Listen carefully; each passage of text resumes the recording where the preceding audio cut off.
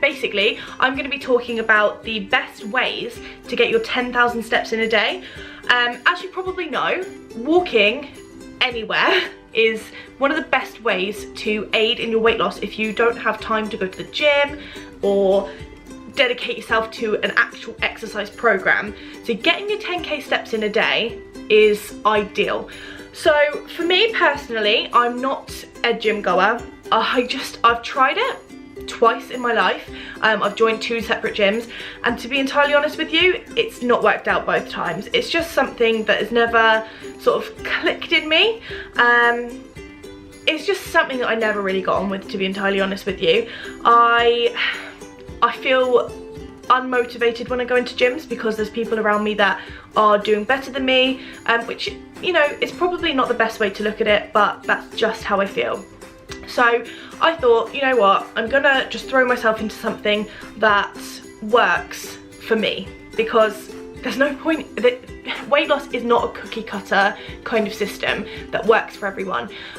So here's what works for me in getting my 10k steps in.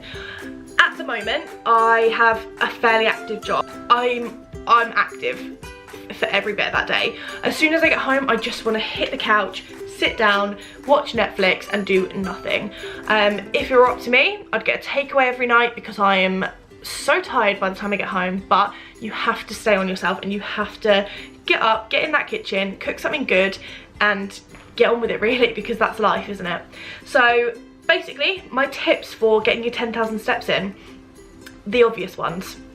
Just walk where you would drive, walk where you would get public transport, walk if you would get a taxi. For me, I work sort of a 20-minute walk away from the bus station. I'll get the bus home from work, but I'll walk that 20 minutes instead of getting a taxi from work all the way to home.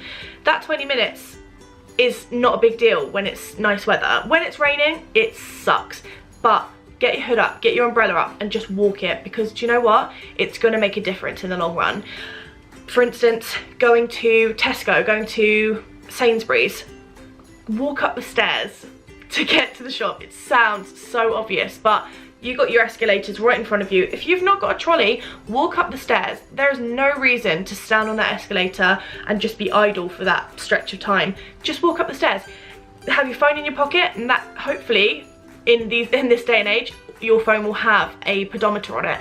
My phone does. It counts all the steps I do in the day. Sometimes I forget to look at it, and at the end of the day I look and I'm like, boom, 9,000. Like, it makes you feel so good to see that you've worked without realizing. So making these small little changes, like walking up the escalator, walking to work, walking home from work, it makes the difference.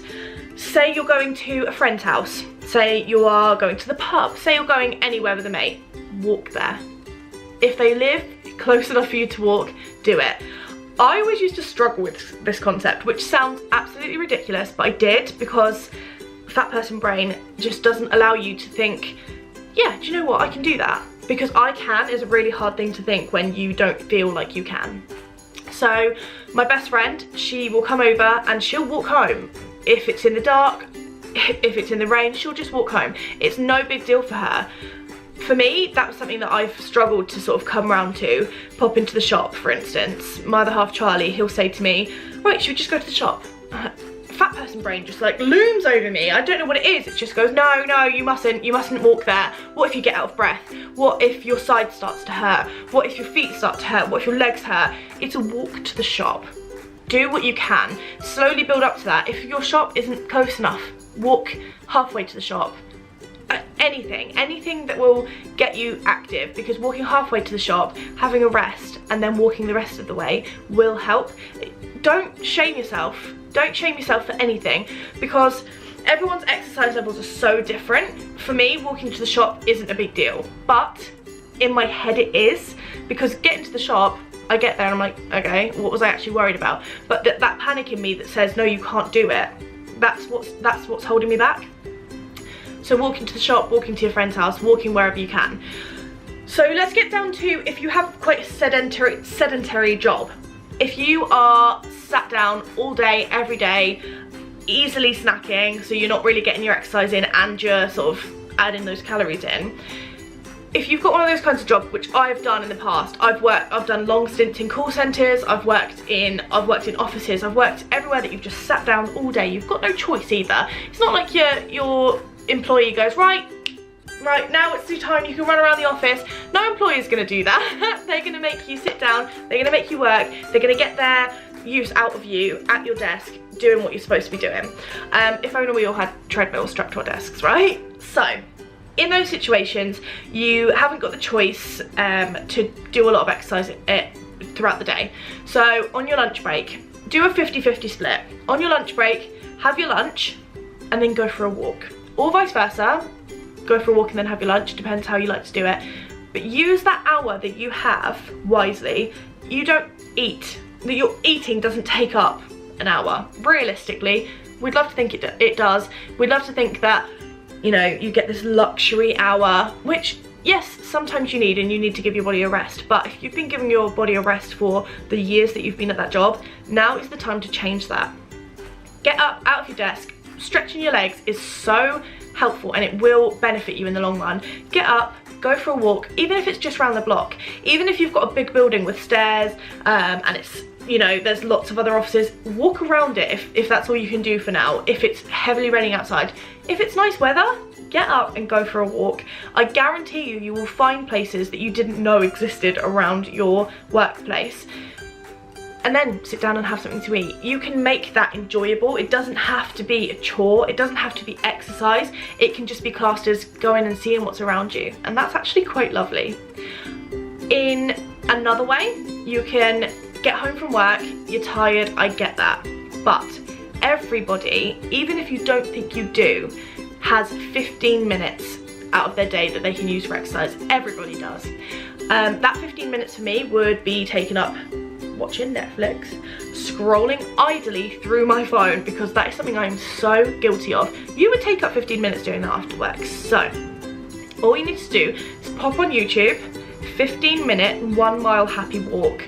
You'll find it. I'll pop the link down below so it's easy, you've got no excuses, and that will walk you through a mile without even realising it. That'll add your steps in. Keep your phone or your pedometer on. I don't know if anyone has a pedometer these days, but keep your phone in your pocket or hold it with you. It goes through a walk. It's sort of like a marching style walk, so you're getting your heart rate up and you feel happy because she's spurring you on. There's a group of people doing it on the screen with you. Get your other half involved. Even if they're not interested, say, come on, we're doing it. Get involved in it.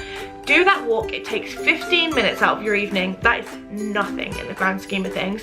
And get active. Get your heart rate up. It does a cool down, so you've got no excuse. And it will make the world of difference to your evening. If you've got time in the mornings to do it then. But if you haven't got any choice of getting your steps in the day, then do that, because it works. That will help you to lose weight. So those are my tips to getting your 10,000 steps in a day.